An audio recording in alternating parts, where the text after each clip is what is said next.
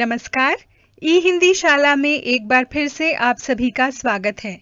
आशा है कि आप सभी प्रसन्न और स्वस्थ होंगे। आइए आज की कक्षा में जानें क्रिया की विशेषता बताने वाले शब्दों के बारे में, यानी क्रिया विशेषण। क्रिया कब, कहाँ, कितनी और कैसे हुई, इसकी संपूर्ण जानकारी हम कुछ ही मिनटों में आपको देंगे। वीडियो आपको यदि पसंद आए तो लाइक, शेयर और सब्सक्राइब करना मत भूलिएगा। शुरुआत करते हैं आज की कक्षा की। क्रिया विशेषण जानने से पहले शब्द के प्रकार जान लें। शब्द दो तरह के हैं, विकारी शब्द और अविकारी शब्द। विकारी यानी जिनमें परिवर्तन आ जाए।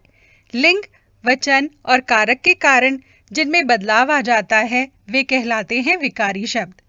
जैसे संज्ञा शब्द, यदि मैं लड़का शब्द लूं तो लड़का में वचन बदलने पर लड़के, लिंग बदलने पर लड़की और कारक चिन्ह लगने पर लड़के ने, लड़के का, इस तरह का बदलाव आता है।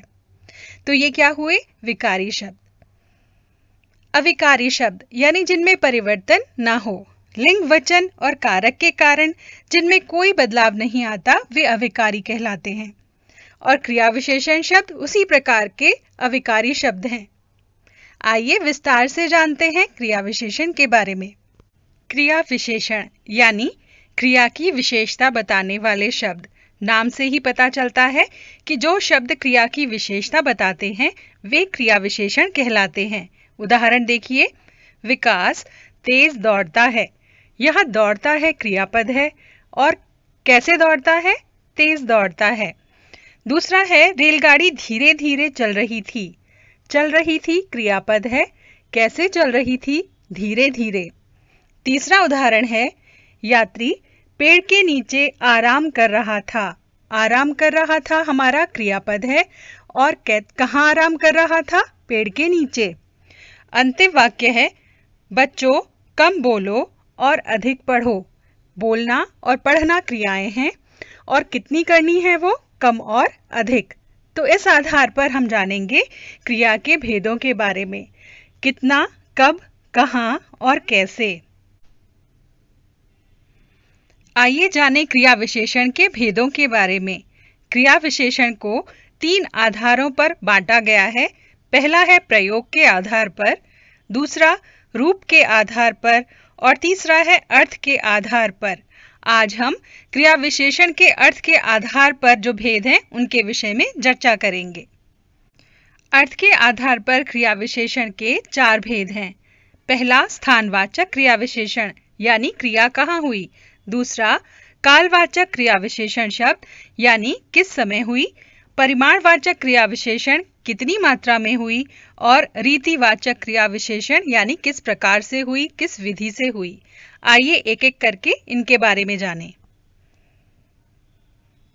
पहला भेद है स्थानवाचक क्रिया विशेषण। स्थान यानी कहाँ।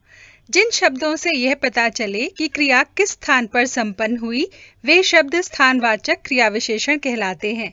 जैसे बाहर, दूर, पास, अंदर, दाएं, बाएं, इधर, उधर, जिधर, उस ओर, के किनारे इत्यादि। उदाहरण से समझते हैं। पहला उदाहरण है, बच्चे ऊपर खेल रहे हैं। खेल रहे हैं क्रियापद है। कहाँ खेल रहे हैं? ऊपर। राघव के घर के बाहर पेड़ लगे हैं। लगे हैं क्रियापद है। कहाँ लगे हैं? घर के बाहर। हमें उस ओर जाना है। किधर जाना है? यानी कहाँ जाना है? उस ओर। यानी जो क्रिया विशेषण शब्द कहाँ की जानकारी दें यानी स्थान की जानकारी दें कि क्रिया कहाँ संपन्न हुई वे स्थानवाचक क्रिया विशेषण कहलाते हैं। अब दूसरा भेद है कालवाचक क्रिया विशेषण यानी क्रिया कब हुई।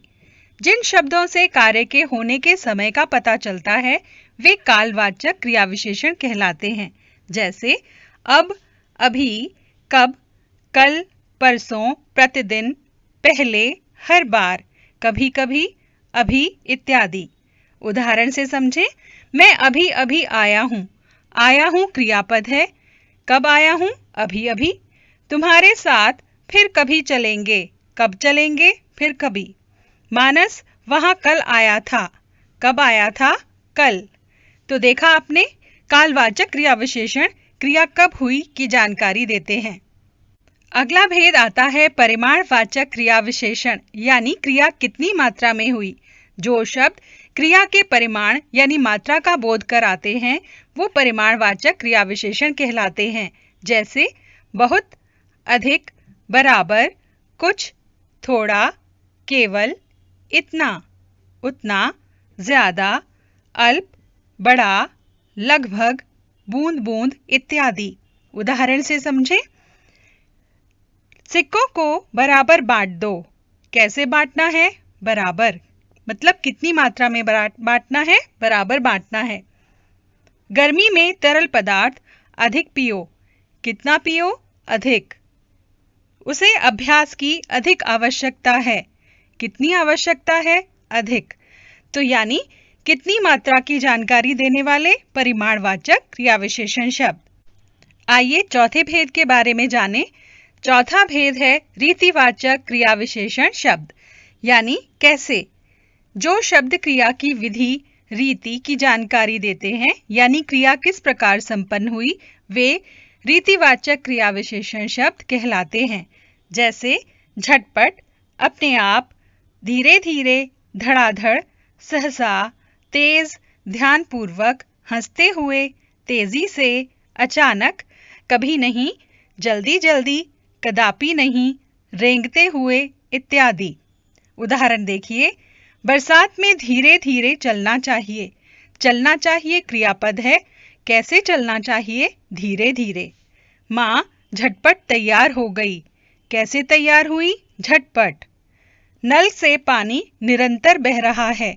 कैसे बह रहा है? निरंतर। यानी कैसे की जानकारी देने वाले क्रिया विशेषण शब्द क्या कहलाते हैं? रीतिवाचक क्रिया विशेषण शब्द। आप अच्छे से समझ गए कहाँ, कब, कितना और कैसे यानी स्थानवाचक, परिमाणवाचक, रीतिवाचक और कालवाचक। आप चारों भेदों के बारे में जान चुके हैं। आइए अब आपकी थोड़ी परीक्षा लें। दिए गए वाक्यों में रेखांकित क्रिया विशेषण शब्दों के भेदों के नाम बताइए। पहला है पवन घर के बाहर खड़ा था। कहाँ खड़ा था? अब ध्यान से सोचिए, कहाँ की जानकारी हमें कौन देता है? बिल्कुल ठीक पहचाना आपने, स्थानवाचक क्रिया विशेषण शब्द।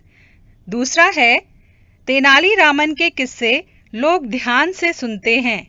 कैसे सुनते हैं? कैसे की जानकारी कौन सा भेद देता है? बिल्कुल ठीक, रीतिवाचक क्रिया विशेषण। अगला वाक्य देखिए। बालक यहाँ वहां भटक रहा था। कैसे भटक रहा था या किस स्थान पर भटक रहा था? कौन सा मिलेगा हमें यहाँ उत्तर? ध्यान से सोचिए। यहाँ वहां यानी स्थान। बिल्कुल ठीक पहचाना आपने, स्थानवाचक क्रिया विशेषण। चौथा वाक्य है आज सभी बच्चे बहुत खेले। कितना खेले? कितना की जानकारी कौन देता है? परिमाणवाचक क्रिया विशेषण शब्द। बिल्कुल ठीक पहचाना। पांचवा है बादल जोर जोर से गरज रहे थे। यहाँ बादल कैसे गरजने लगे? जोर जोर से। कैसे की जानकारी देता है हमें? रीतिवाचक क्रिया विशेषण। बिल्कुल ठीक। अगला वाक्य है कबीर ने आज कम खाया। कितना खाया? इसकी जानकारी देगा परिमाणवाचक क्रिया विशेषण। बिल्कुल ठीक पहचाना आपने। हमें आशा है कि आप अच्छे से क्रिया विशेषण शब्दों को पहचानना जान गए होंगे कि किस प्रकार से उन्हें पहचानना है। कहाँ, कब, कैसे और कितना का प्रश्न करना है आपको। किससे पहले? क्रिया से पहले। तो आपको उत्तर अवश्य मिल जाएगा। तो हमें आशा है कि आपको ये वीडियो बहुत पसंद आया होगा। आप इसे लाइक, शेयर और सब्सक्राइब करना मत भूलिएगा और नीचे कमेंट बॉक्स में कमेंट अवश्य लिखिएगा। शीघ्र ही एक नए वीडियो के साथ आपसे फिर से मुलाकात होगी। तब तक के लिए आपसे विदा चाहते हैं। विदा।